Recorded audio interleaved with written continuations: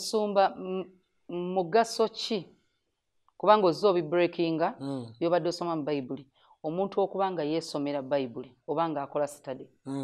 Omugaso ogusookera ddala omwoyo gwo gulokolebwa nga tegulokoserwa kubanga bugingo mubuulizi wa njiri. Gulokoserwa kubanga weefunidde information otegedde the do's and the don'ts byoteekeddwa okukola ne byotateekeddwa kukola. Katonda byayagala ne byatayagala. Katonda byayagala ne byakyawa. Kati abamu baagala okugamba abaana baabwe nti ensi eri perversed eyonoonese naye amazima genyi tebalina reference.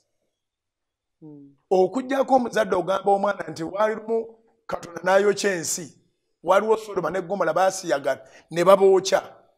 Nga nawe oli ku story ya Sunday school gye tugamba abaana. Sunday school bw'oba wagifuna story osobola okuba nga bagijja ku street.